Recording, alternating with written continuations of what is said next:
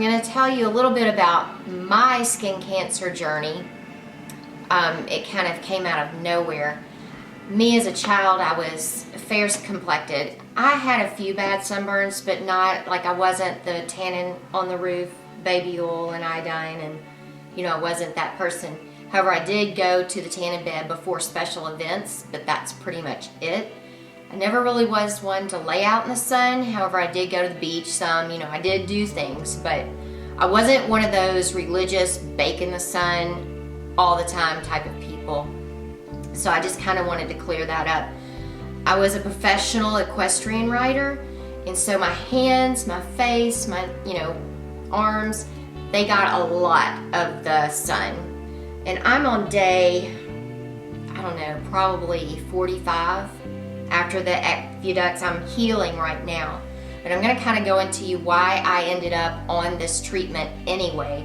Around November, I had a little red dot kind of pop up on my thumb right here. And I just picked it off because, whatever. And it grew back the size of a dime in like 3 weeks, that fast. And it kind of looked like a wart, and I went, oh, well, maybe I have a wart. So it was it was around November, December, and the holidays started, so I couldn't get in anywhere till after the holidays. So January, I ended up going to my PCP, thinking they could just burn it off, whatever. And she said, no, that looks like skin cancer. You need to go to a dermatologist. So I ended up going to a dermatologist my PCP sent me to. And he said that looked like squamous skin cancer. And so he ended up doing by the time I got to the dermatologist, it was about the size of a nickel.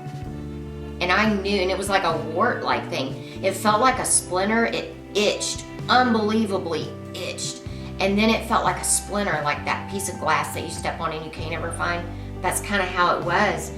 And so I knew something was odd, something wasn't right, something was a little bit different, And so I went and had it. They did like a little razor blade biopsy. I went up there. They couldn't get any dermatologist in Memphis couldn't see me for like 5 months, but this one in Dyersburg could. He could get me in and get it burned off. So I was like, hey, why not drive 45 minutes up to Dyersburg and get it cut off? So anyway, or burned off. Well, come to find out, he ended up taking a biopsy of a razor blade. He just sliced off the top of it, and then he also looked at other areas on my body, which were like tiny little dry places, like a little bitty dry patch that just looked the same color as my skin. And he said those were precancerous, if not basal cell carcinomas. And I had no idea.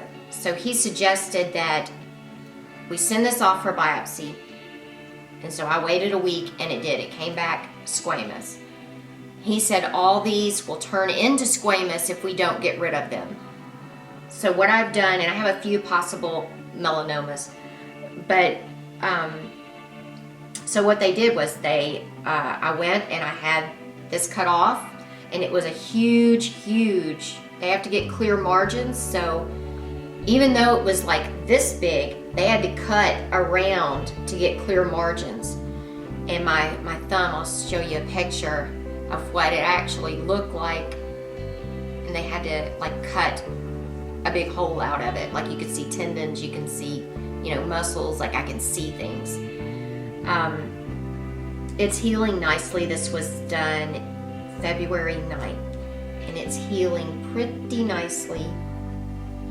It's still taking a long time. I have to keep it packed with Vaseline because skin doesn't grow like this. It grows like that, and so that has to stay packed so it will continue to grow and fill up the hole. Because if it scabs over, it's just going to leave a dip. You used to say, oh, get air to it, let it scab over and it'll heal. Well, that causes scarring. It causes it not to fill in correctly.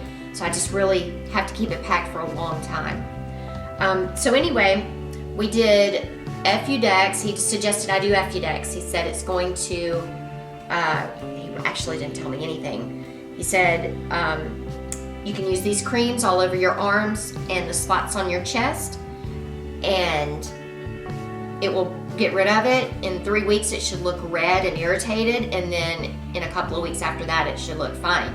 So I didn't think much about it. I went home and I started researching this chemo cream. It was kind of weird. I have a Micumod too for 2 spots on my back, but I kind of discontinued that because this has kind of taken a priority that is so uncomfortable. I can't seem to treat anything else. When I started the Effudex, I went home and I started looking up a lot of people on it. I wanted to network. I wanted to know what, other people went through and, what their results were and things like that. Little did I know that this cream was going to literally fry all of these dry spots. Now, I have more red spots than I did dry spots. What it did was it brought all of those that were dormant to the surface at one time, and that's why I honestly did not know I had this many on me.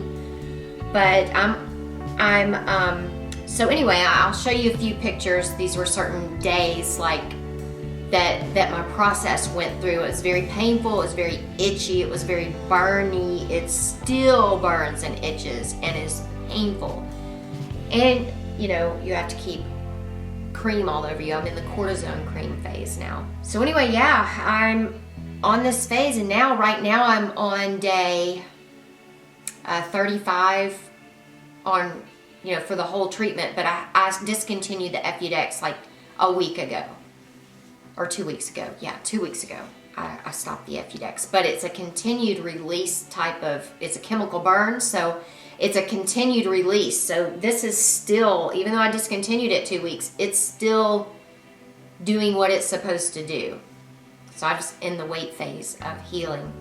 And then after this heals, we are going to, and I see what my thumb, I can't feel it. I can barely move it. I can't feel anything except maybe my fingertip right here and in here, but I can't feel this joint. I can't feel any of that. We'll just have to reevaluate that once it heals. There's nothing that can be done about it, until it's healed, and see what I've got. And yeah, I still have to treat my back with the Effudex. I have to treat my legs. So yeah, it's pretty crazy, but I will keep y'all updated. Stay tuned to my channel and just say a prayer for me. Thanks.